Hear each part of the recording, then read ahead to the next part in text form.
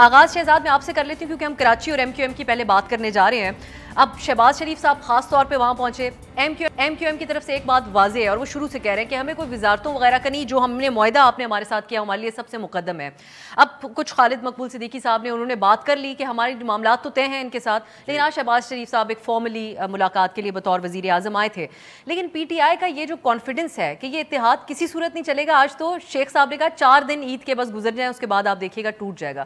یہ بات ٹھیک ہے ایم کیو ایم کو ذہن میں رکھتے ہوئے؟ مجھے لگتا ہے, میں پہلے بھی کہہ چکا ہوں کہ اگر تو ایم کیو ایم اور پیپلز پارٹی اور نون لیگ کے ساتھ معاہدہ نہیں ہوتا, مطلب وہ اس ووٹ آف نو کانفیڈنس میں شریک نہ ہوتے تو شاید یہ معاہدہ بھی نہ ہوتا. ویسے تو بلاول زرداری ہو یا پیپلز پارٹی وہ یہ کہتے ہیں کہ اس معاہدے کا اس بات سے کوئی تعلق نہیں ہے کہ آپ ووٹ آف نو کانفیڈنس میں ہمیں سپورٹ کریں گے یا نہیں کریں گے. لیکن میری رائے یہ ہے کہ اگر ووٹ آف نو کانفیڈنس پہ ایم کیو ایم سپورٹ نہیں کرتی تو یہ معاہدہ بھی نہیں ہوتا.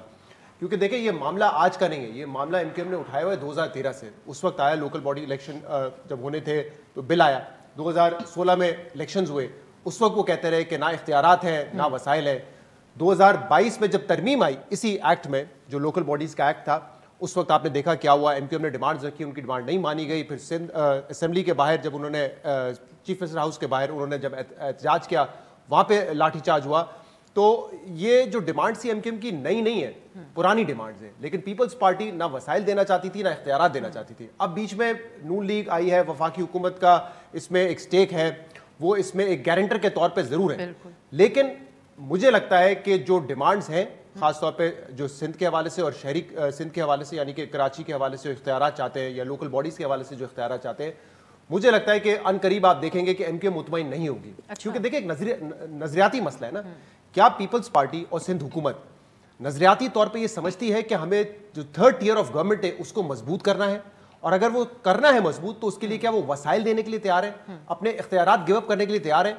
مجھے ابھی تک تو یہ نہیں نظر آیا ہے. اگر ہو جائے بہت اچھی بات ہے, ہونا چاہیے, 3rd ٹیئر گورنمنٹ کو اسٹرانگ ہونا چاہیے.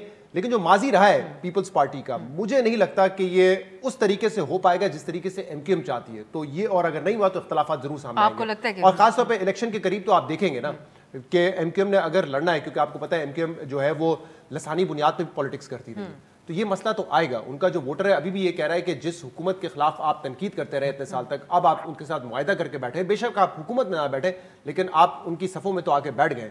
تو میرے خیال سے الیکشن کے قریب بھی آپ دیکھیں گے کہ اختلافات بڑھیں گے. ٹھیک, ایک رات پہلے ہمیں خبر مل رہی تھی کہ جب سارے بیٹھے استعفوں کے معاملے کے اوپر پارلیمنٹ سے, تو اس وقت یہ اتفاق نہیں ہو پا رہا تھا. پھر جب رات کو دیکھا اتنے لوگ آ گئے تو یہ خبر مل رہی ہے کہ اس کے بعد فوری طور پہ سب نے فیصلہ کر لیا کہ تو بڑی پبلک سپورٹ ہمارے ساتھ ہے.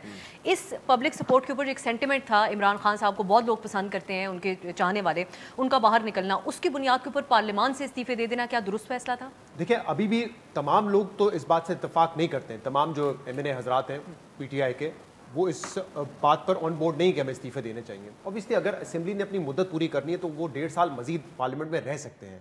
اور ایک نقطہ نظر یہ بھی ہے جو میرے خیال سے درست نقطہ نظر ہے کہ اس وقت جو آگے لڑائی ہے نا وہ بہت حد تک پارلیمنٹ میں ہونی ہے. الیکشن ریفارمز آنے ہیں تو اس پہ تحریک انصاف کی ایک پوزیشن رہی ہے ای وی ایم پر, اوورسیز ووٹرز پر. تو تحریک انصاف اگر سمجھتی ہے کہ اس وقت جو حکومت ہے, جو ایک کولیشن گورنمنٹ ہے, وہ اس کو ختم کرنا چاہتی ہے, تو ان کو چاہیے کہ سڑکوں کے ساتھ ساتھ وہ اس کا مقابلہ پارلیمنٹ میں کریں. نیب کو ختم کرنا ہے یا نیب میں ترمیم کرنی ہے اس کے قانون میں, اس پر بھی جو حکومت ہے وہ باقاعدہ کہہ چکی ہے کہ ہم یہ ارادہ رکھتے ہیں. تو وہ بھی جب بحث آئے گی تو پارلیمنٹ میں ہوگی. تو ضروری ہے کہ تحریک انصاف اگر ان چیزوں پہ سٹینڈ لینا چاہتی ہے پارلیمنٹ میں موجود رہے اور اس پہ ڈیبیٹ کا حصہ بنے. جب ووٹنگ کا وقت آئے تو اس کے خلاف ووٹنگ کریں اگر آپ سمجھتے ہیں کہ جس قسم کی ترمیم وہ لانا چاہتے ہیں, چاہے وہ الیکشن ریفارمز میں ہو یا پھر وہ نیب کے قانون میں ہو, تو آپ اس کا ڈٹ کے مقابلہ کریں. اس کا مطلب یہ نہیں ہے کہ آپ سڑکوں پہ نہیں نکل سکتے. یہ دونوں چیزیں سائملٹینیسلی کر سکتے ہیں. سمبولکلی وہ جو کہہ رہے ہیں کہ شہباز شریف صاحب ہیں, یہ مطلب معذرت سے مبینہ طور پہ یہ بیرونی طاقتوں کے ذریعے اس ایوان میں پرائم منسٹر بن کے کھڑے ہیں, تو ہم وہاں بیٹھنا ہی نہیں چاہتے. جس طرح وہ اپوزیشن لیڈر کے طور پہ عمران خان صاحب ان سے بات نہیں کرنا چاہتے. جس طریقے سے تحریک انصاف سوچ رہی ہے نا, وہ یہ سوچ رہے ہیں جو آپ بات کر رہی ہیں, ان کا نقطہ نظر یہ ہے کہ ہم اگر بیٹھیں گے تو ہم پھر اس حکومت کو لیجیٹیمیسی دیں گے جو ہم نہیں دینا چاہتے. ہم تو کہہ رہے ہیں کہ حکومت لائی گئی ہے, ہماری حکومت کو ہٹایا گیا ہے اور ان کی حکومت کو لایا گیا ہے.